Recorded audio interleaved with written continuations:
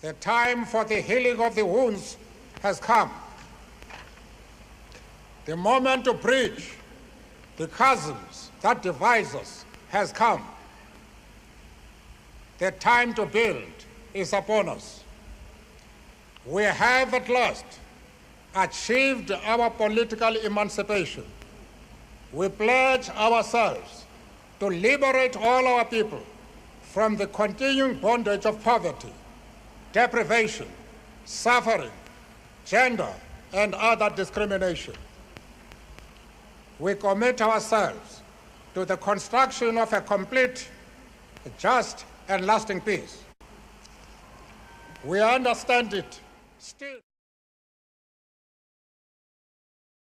Do you know who Nelson Mandela is or what he did? I think so.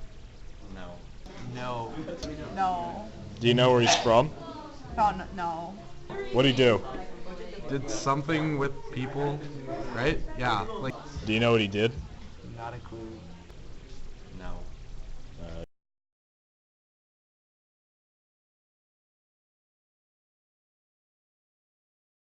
Nelson Mandela was born on July 18, 1918, in the Cape Providence of South Africa. His original name, given to him by his tribe, was Rolahala, or Troublemaker. Mandela lived in a village called Kinu with his mother and two sisters, where he tended cattle. When he was young, he attended a Methodist school in order to learn how to read and write, a skill neither of his parents had. In that Methodist school, he was given the name Nelson by his teacher in order to sound more Christian. When he was 9 years old, Nelson Mandela's father came to the village where his mother lived, and where, after some time, he acquired an unknown illness and passed away. After this, Mandela's mother took him to a new town, where he was put under the guardianship of a new family. It was in this new family where Christianity became a major part of his life. Influenced by Walter Sisulu, Nelson Mandela's first involvement with the African National Congress was in 1943. In 1944, soon after joining the ANC, he helped found the African National Congress Youth League, which became one of the most powerful anti-government groups at the time. In 1947, Mandela got his first major leadership role when he was elected to the Executive Committee of the Transvaal ANC. 3 years later, in 1950, Mandela was elected ANC National Executive. 6 years later, in 1956, Nelson Mandela and other ANC executives were arrested for high treason against the state. Weeks later, Mandela posted bail and was released from jail on the terms that he could not leave the country. After a 6-year trial, Nelson Mandela was found not guilty of high treason. On August 5, 1962, Nelson Mandela was arrested and charged with involvement in planning armed action and on conspiracy to help other countries invade South Africa. Almost 2 years later, on June 2, 1964, Mandela was sentenced to life in prison.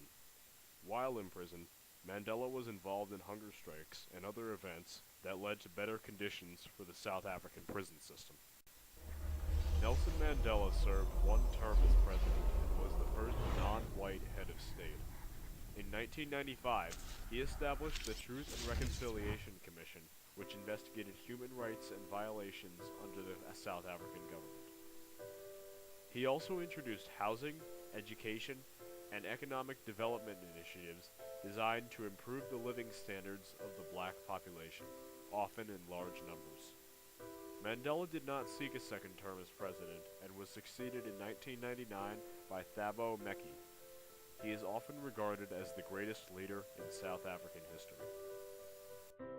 In 1999, when he was in Johannesburg, he worked with the Nelson Mandela Foundation to help combat HIV/AIDS. In December of 1997, he transferred the leadership of the party to his successor, Thabo Mbeki. Even after retirement, he maintained a strong internal presence as an advocate of peace, reconciliation, and social justice. He was a founding member of the Elders, a group of international leaders established in 2007 for the promotion of conflict resolution and problem-solving throughout the world. Nelson Mandela died from a lung and respiratory infection on December 5, 2013. He passed away in his homes with all of his friends and family near him. 3 hours later, the current South African president, Jacob Zuma, announced his death on national television. For the next 10 days, South Africa as a whole was in a state of national mourning until the funeral for Mr. Mandela. Thousands of people from dozens of countries around the world attended the funeral in Johannesburg, including U.S. President Barack Obama, Cuban President Raul Castro, Prime Minister of Italy Enrico Letta, and many others from Africa and around the world.